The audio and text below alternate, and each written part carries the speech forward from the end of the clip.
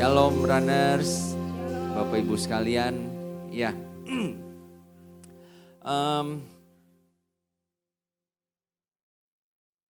bulan ini tema yang diberikan buat kita adalah Where Love Will Never End. Ya, di mana kasih itu nggak akan pernah berakhir.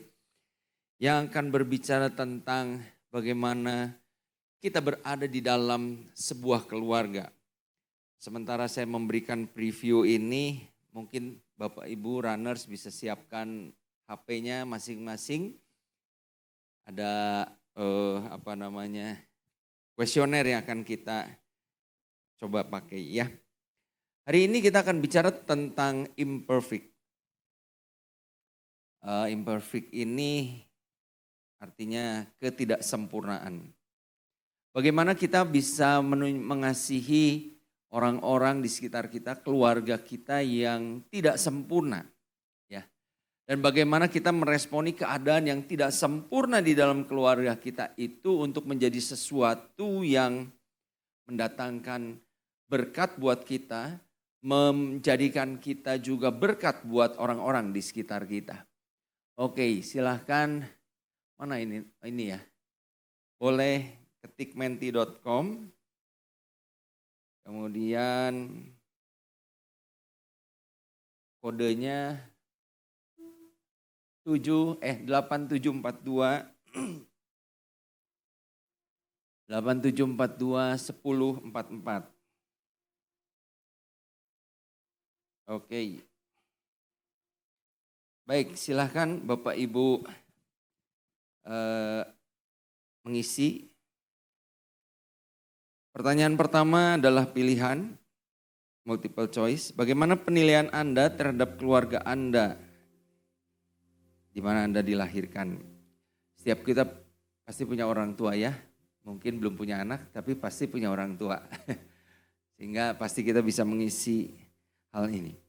Apakah ada di antara runners dan Bapak Ibu yang orang tuanya bercerai? Dan kita tidak punya atau Bapak Ibu tidak punya figur, saudara tidak punya figur papa mama yang baik. Atau orang tua saya sering bertengkar, anak-anak diabaikan dan tidak menjadi teladan, mereka tidak jadi teladan. Orang tua saya hanya menyediakan materi tapi tidak memberi perhatian. Orang tua saya memang bukan orang tua yang ideal, tapi saya dapat belajar nilai-nilai yang positif dari mereka. Orang tua saya sungguh-sungguh menjadi panutan buat saya ketika saya menikah, saya akan mencontoh sikap mereka dalam berumah tangga. Ya, boleh. Kalau udah boleh disubmit.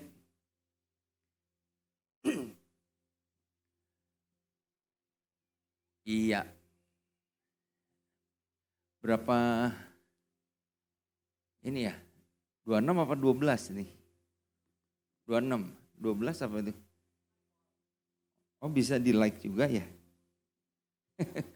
Oke. Wah, puji Tuhan ya, dari sekian banyak ternyata tidak ada yang bercerai.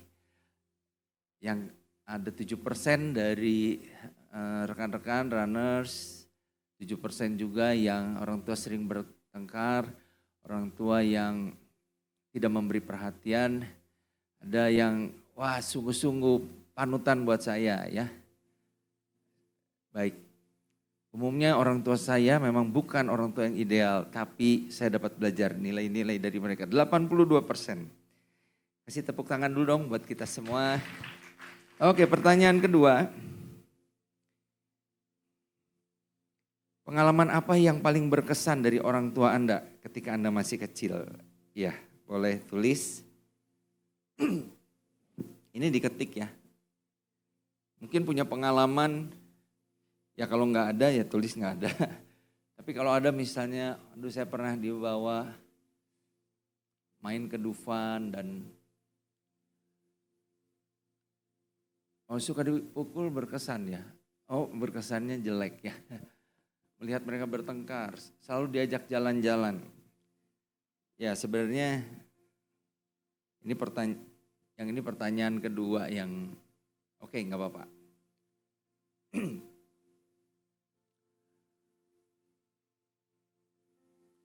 Saya ambil yang positif-positifnya dulu ya. Pengalaman paling berkesan ketika digendong papa ya. Selalu diajak jalan-jalan. Mama papa figur pekerja keras dan tidak suka mengeluh. Nonton TV sambil ngobrol. Pernah hilang akhirnya ditemukan. Wah ini luar biasa ya. Pernah. Selalu ada waktu, selalu ada bersama meluangkan waktu walaupun selalu sibuk. Kalau aku sakit mama, papa rela gak tidur sampai aku benar-benar tidur lap.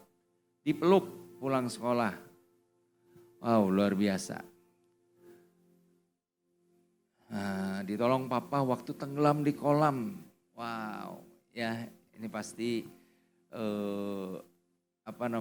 berkesan banget gitu ya. Selalu mengajari sopan santun, mengatakan maaf jika melakukan salah.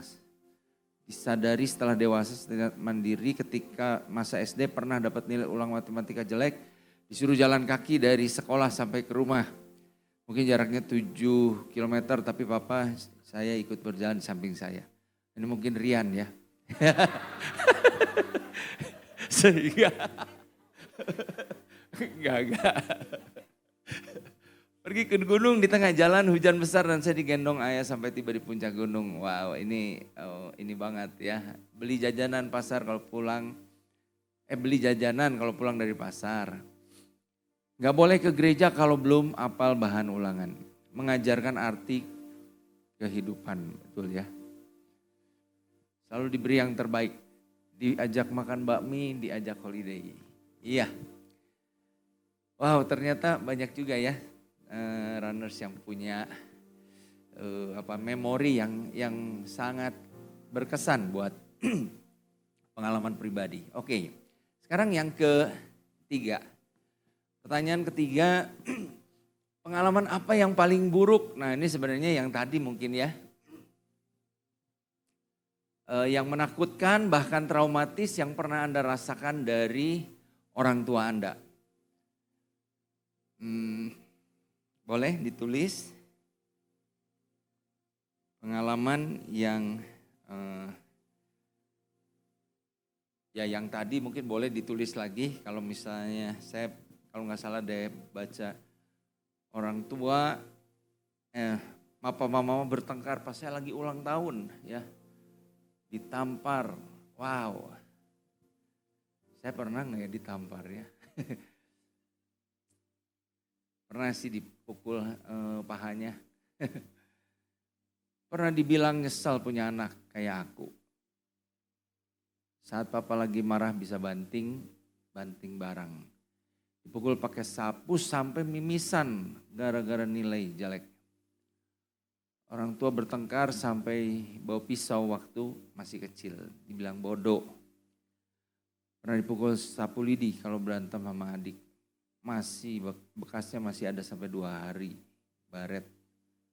Pas tanya-tanya teman bilangnya jatuh ya. Sepertinya gak ada pengalaman buruk buat sepuji Tuhan ya. Papa mama gak pernah peduli. Oke. Bertengkar di depan mata. Oke.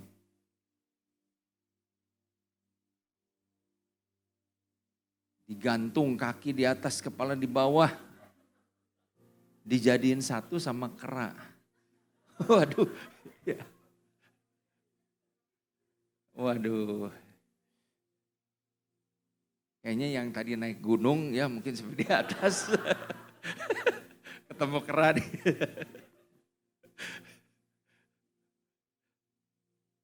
Oke. Terima kasih buat kejujuran teman-teman. Ya, baik. Yang terakhir, apa yang paling Anda harapkan dari keluarga atau orang tua Anda? Mungkin hal itu belum terpenuhi sekarang.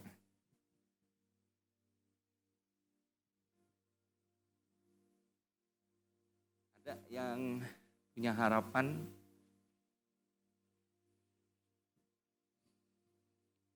Pengen nyenengin mama? Ya.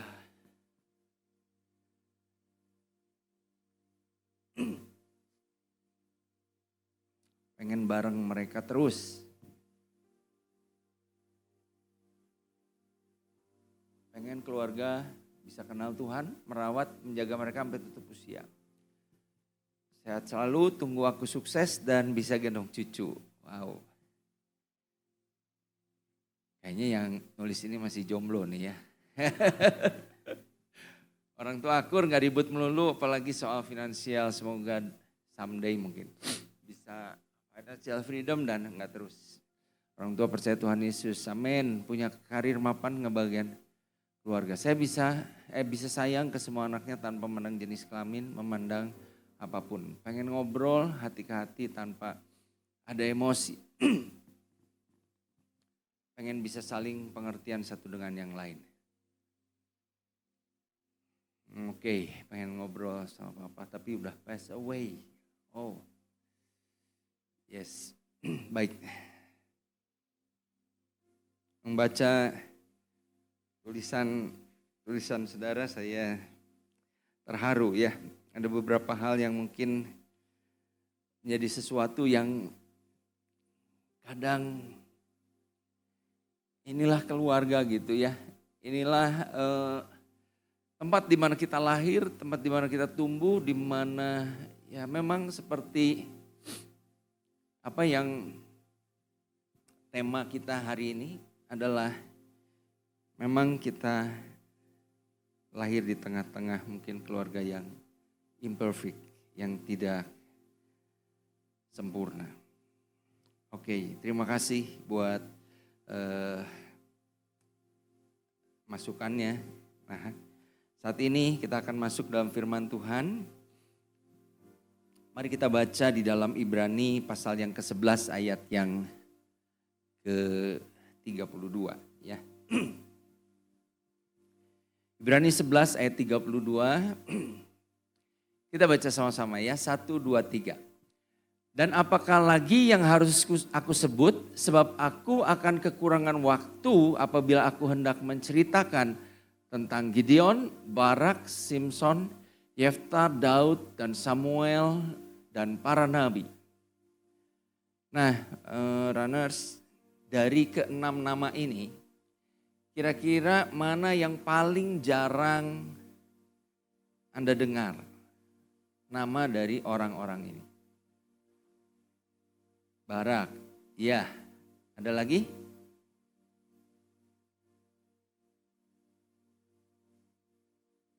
Yang lain pada tahu? Yefta? Pernah dengar Yefta? Perjanjian lama, perjanjian baru? Perjanjian lama, ya. Ya. Penulis kitab Ibrani ini pasal 11 bicara tentang pahlawan-pahlawan iman. Ada Habel, ada Habel, ada Nuh, ada Henoh, ada Abraham, ada Musa dan lain sebagainya. Setelah dia cerita panjang lebar semua itu, lalu dia bilang gini, ya kalau saya harus ceritain tentang pahlawan-pahlawan iman, saya akan kekurangan waktu. Kalau saya harus ceritain lagi tentang Gideon, Barak, Simson, Yefta, Daud, Samuel dan para nabi lain. Nah, saya ingin mengajak kita untuk melihat sosok yang namanya Yefta ini. Mungkin ini adalah sosok yang jarang sekali kita bahas, kita dengar, dikhotbahkan. Tetapi saya percaya kisah Yefta ini adalah kisah yang relate dengan apa yang mau kita bahas, yaitu tentang keluarga yang imperfect. Di dalam Hakim-Hakim pasal yang ke-11 ayat 1 sampai 11, firman Tuhan berbunyi demikian. Saya bacakan aja ya supaya cepat. Adapun Yefta orang Gilead itu adalah seorang pahlawan yang gagah perkasa, tetapi ia anak seorang perempuan sundal. Ayah Yefta ialah Gilead. Juga istri Gilead melahirkan anak-anak lelaki baginya. Setelah besar anak-anak istrinya ini, maka mereka mengusir Yefta. Katanya kepadanya, engkau tidak mendapat milik pusaka dalam keluarga kami, sebab engkau anak dari perempuan lain. Maka larilah Yefta dari saudara-saudaranya itu dan diam di tanah Tob. Di sana berkumpullah kepadanya petualang-petualang yang pergi merampok bersama-sama dengan dia. Beberapa waktu kemudian Bani Amon berperang melawan orang Israel. Dan ketika Bani Amon itu berperang melawan orang Israel, pergilah para tua-tua Gilead menjemput Yefta dari tanah Tob. Kata mereka kepada Yefta, saya lupa. Kata Yefta kepada mereka,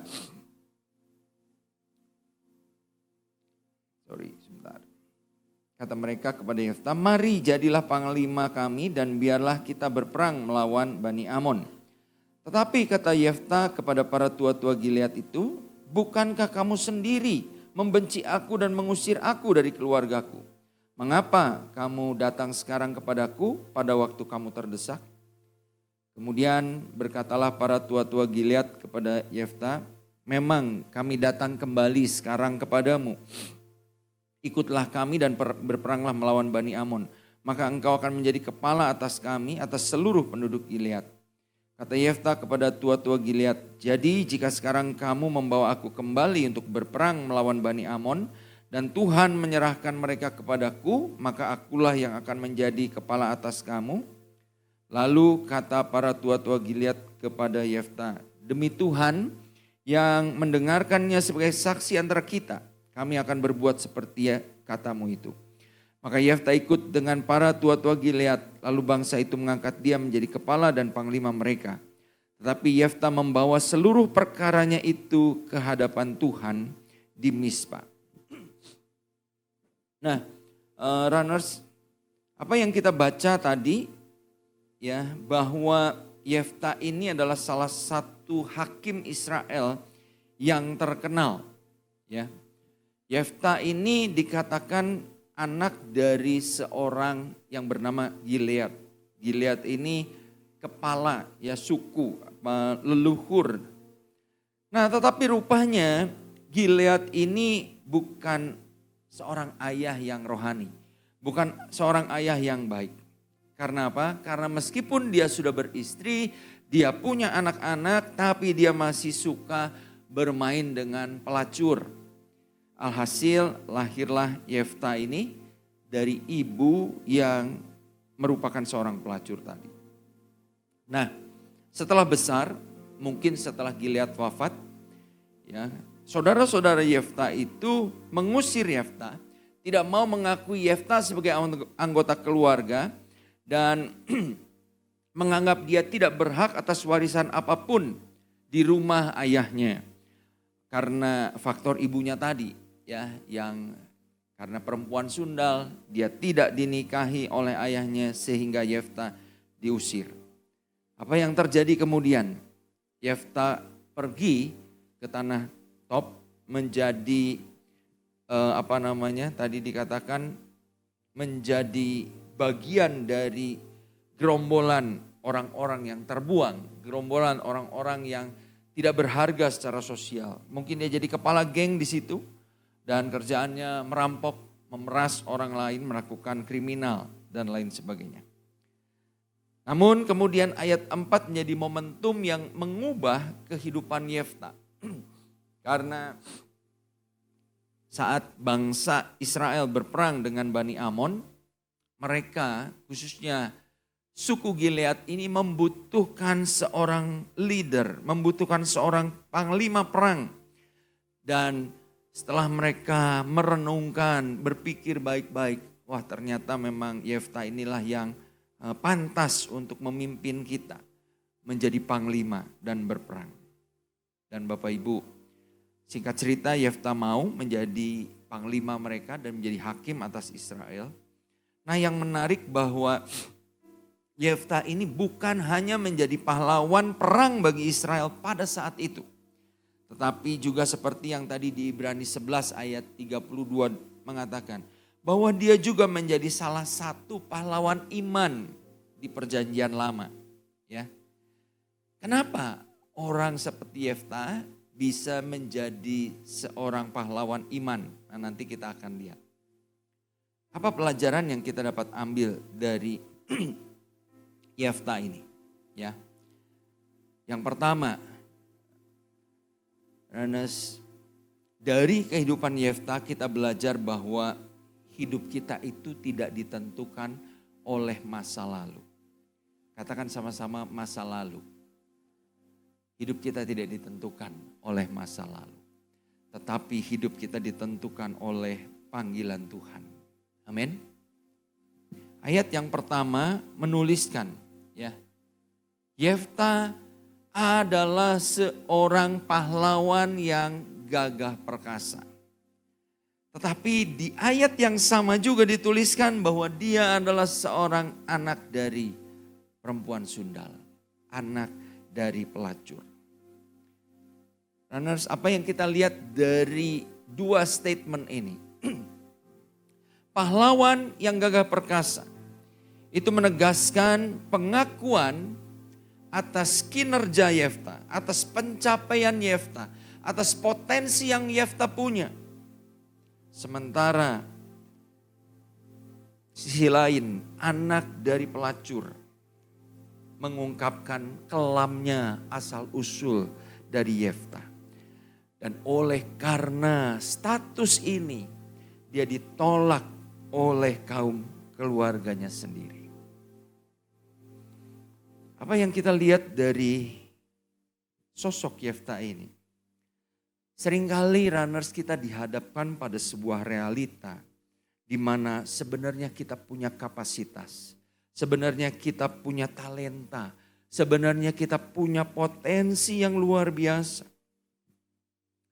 Tapi masa lalu kita atau latar belakang hidup kita seringkali menghantui kita.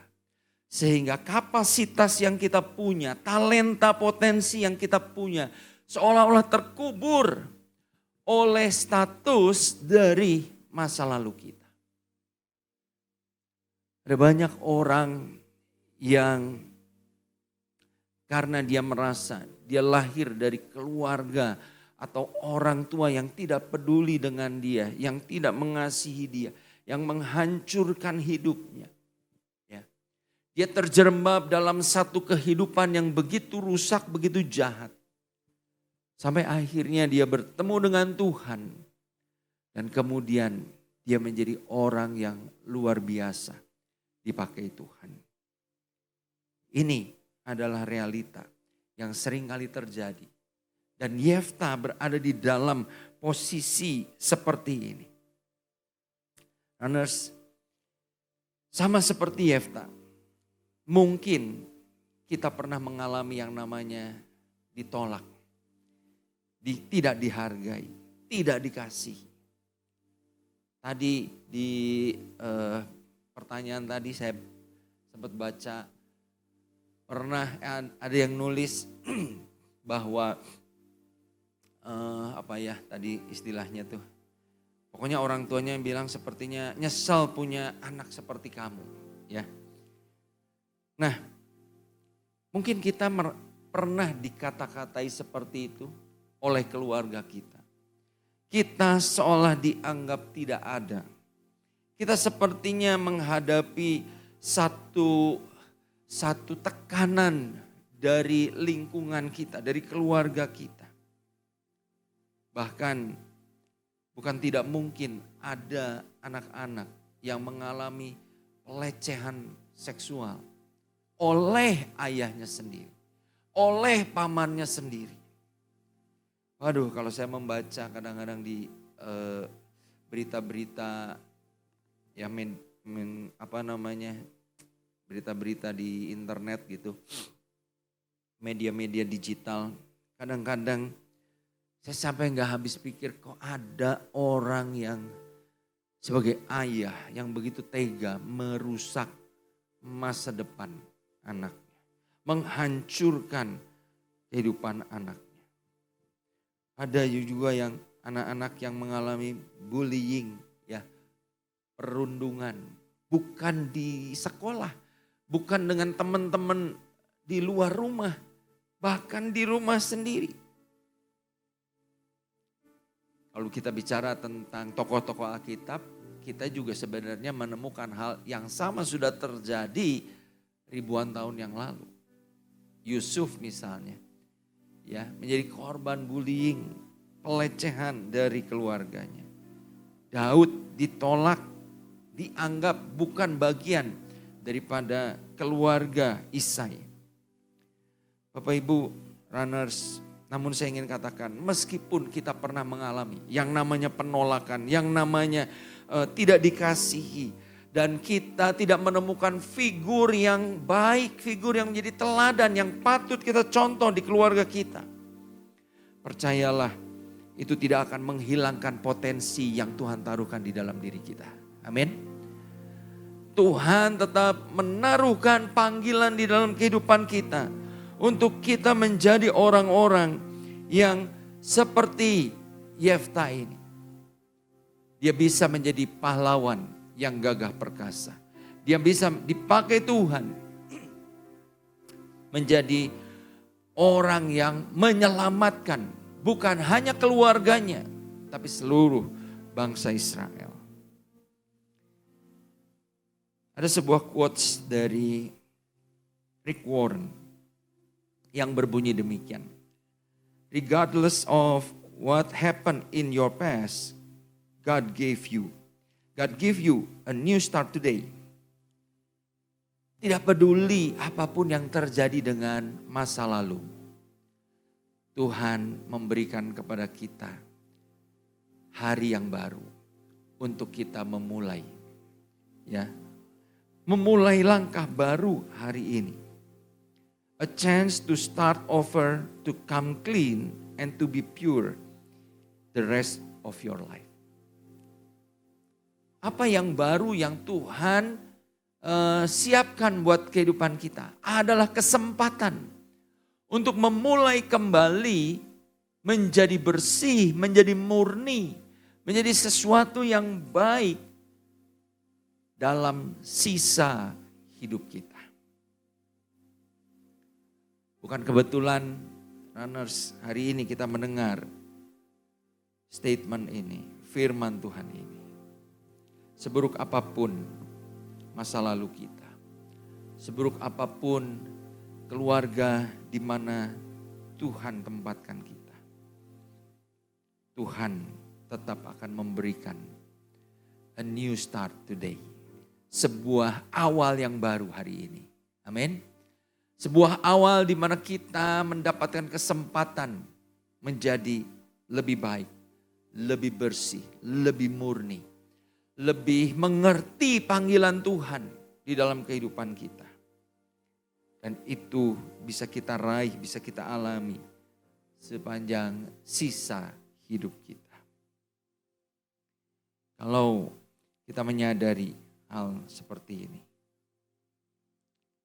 kita mungkin bukan lahir dari keluarga yang sempurna, tetapi selalu ada jalan baru di mana Tuhan dapat menggenapi rencananya yang indah dan mulia dalam kehidupan kita. Lalu yang kedua yang kita dapat pelajari dari Yefta ini adalah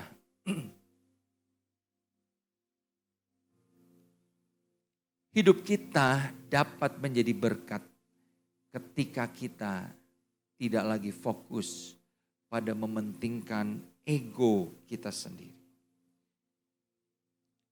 Seperti yang kita bahas tadi bahwa Yefta menyadari potensi dan kapasitas yang Tuhan berikan kepadanya.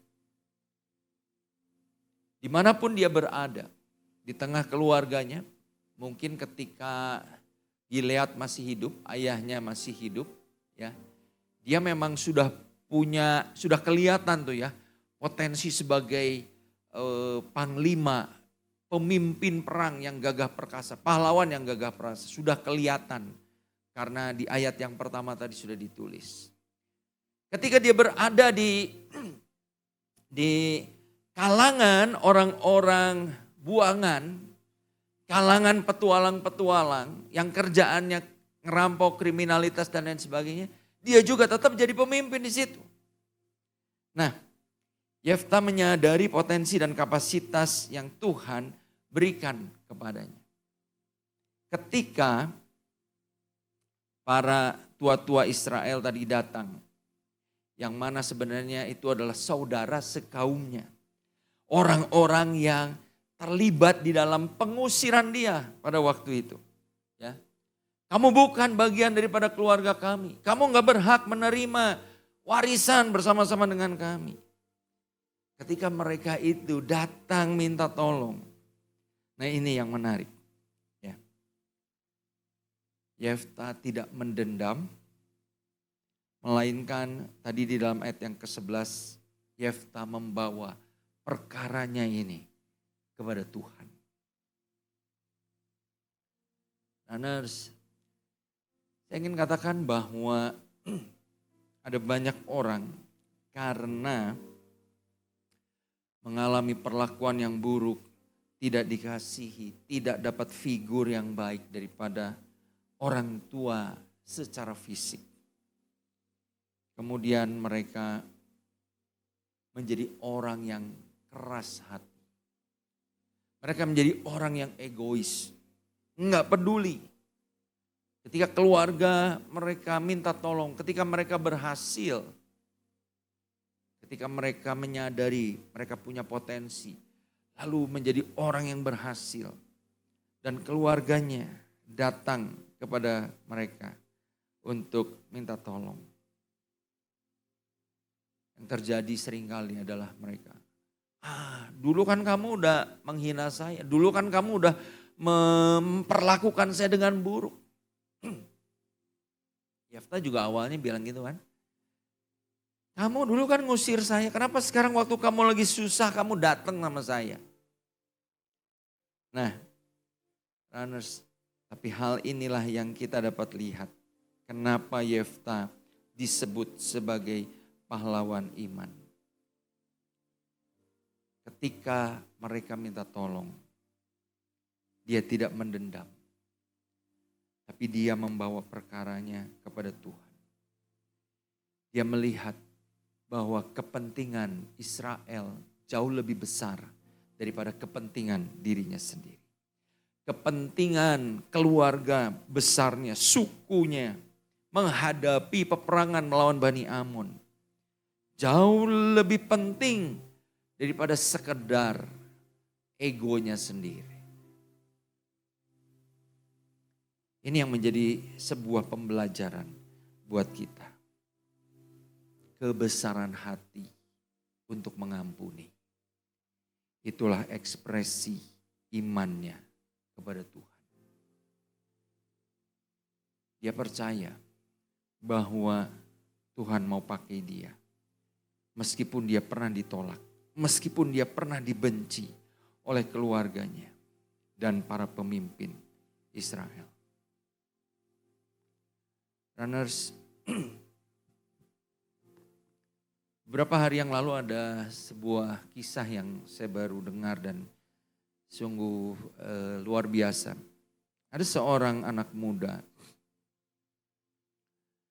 yang mungkin dia juga menyadari di tengah lingkungan keluarga yang tidak sempurna. Orang tua sering ribut, orang tua menuntut dia, nilai harus bagus, pokoknya papa mama pintar, kamu juga harus pintar. Kamu harus berprestasi dan lain sebagainya. Sehingga suatu yang saya dengar begitu luar biasa adalah begini. Anak ini kalau saja ya muncul jerawat di pipinya. Ada yang hari ini sedang berjerawat, muncul jerawat di pipinya, dia kemudian apa? Dia toreh lengannya ini. Ya, dia lukai lengannya ini. Makin banyak jerawat muncul, makin sering dia toreh-toreh. Ketika dia merasa kenapa saya nggak cantik, kenapa saya nggak dapat nilai yang bagus, kenapa saya begini, kenapa saya begitu. Makin banyak dia toreh-toreh lengannya. Katanya anak-anak remaja banyak yang seperti itu. Ya, ini masalah mental illness yang perlu kita perhatikan, yang harus juga menjadi concern buat kita, buat gereja, buat pengurus mungkin di kaum muda di RAN ini. Dan oleh karena itu mungkin nanti bulan Juni kita mau adakan seminar tentang mental health ini. Supaya ya kalaupun ada di antara kita yang kalau misalnya menghadapi stres kemudian melukai diri atau punya mindset untuk mengakhiri hidup, mau bunuh diri dan lain sebagainya. Itu semua bisa kita hilangkan gitu ya. Tapi yang luar biasa adalah begini. Anak ini kemudian mengalami ya perjumpaan dengan Tuhan secara pribadi. Dia dipenuhi oleh Roh Kudus, dia mengalami pembaruan di dalam kehidupannya. Lalu dia mulai melayani sebagai pendoa. Dan yang menarik statement yang dia bilang adalah begini. Kenapa saya mengambil pelayanan sebagai pendoa?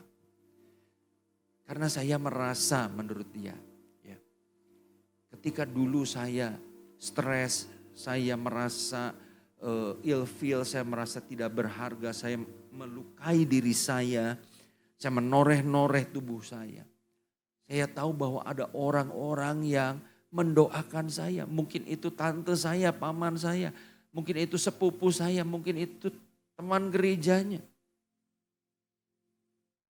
Oleh karena itu saya mau menjadi pendoa. Saya mau mulai mendoakan orang tua saya. Wow, luar biasa. Oleh karena itu waktu saya tadi membaca pertanyaan keempat, apa yang masih menjadi harapan, lalu ada di antara runners yang bilang, saya ingin membahagiakan orang tua saya. Saya ingin melakukan, kalau saya berhasil saya mau berikan yang ya apalah, pokoknya bikin sesuatu yang menyenangkan. Mungkin itu sesuatu yang engkau lakukan bukan karena orang tuamu begitu baik sama kamu. Tetapi kamu masih tetap bertindak atau berpikir untuk seperti itu. Itulah yang akan membuat engkau menjadi pahlawan-pahlawan iman. Amin. Yefta tidak fokus kepada dirinya sendiri. Dia memikirkan hal yang jauh lebih besar. Dia mau menunjukkan bahwa dirinya punya kepedulian kepada bangsanya. Itulah pahlawan yang sejati. Runners, mungkin ada di antara Anda yang mengalami ketertolakan seperti Yefta. Mungkin kau marah dengan keluargamu, kau marah dengan ayahmu atau ibumu. Mau gak engkau belajar untuk mengampuni? Belajar untuk membebaskan dirimu dari kebencian, dari rasa pahit yang kemudian juga melalui kehidupanmu engkau bisa menolong orang lain. Sehingga bahkan orang-orang yang telah memperlakukan kamu dengan tidak baik, pada akhirnya mereka mengenal kasih dan kuasa Tuhan di dalam kehidupan.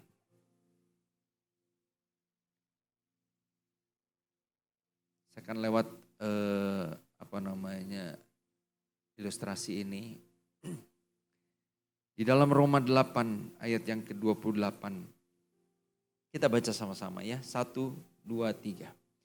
Kita tahu sekarang bahwa Allah turut bekerja dalam segala sesuatu untuk mendatangkan kebaikan bagi mereka yang mengasihi Dia, yaitu bagi mereka yang terpanggil sesuai dengan rencana Allah. Runners,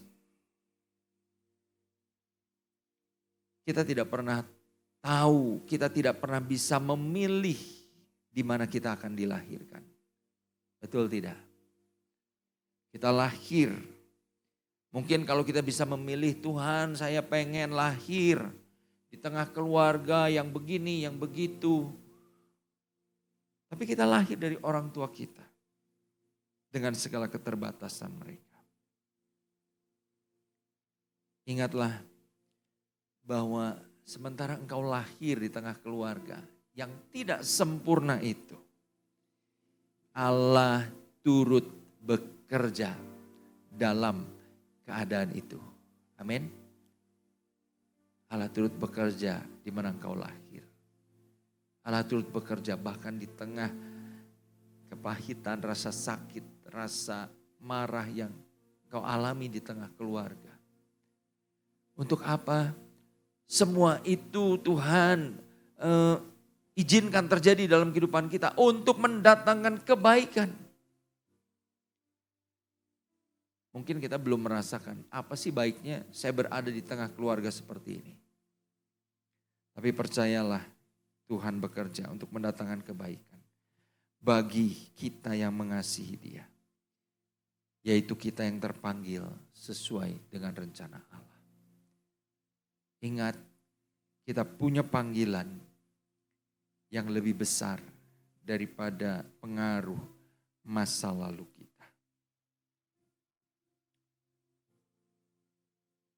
Tuhan gak pernah salah ketika Dia menentukan kita lahir dari orang tua yang tidak bisa kita pilih.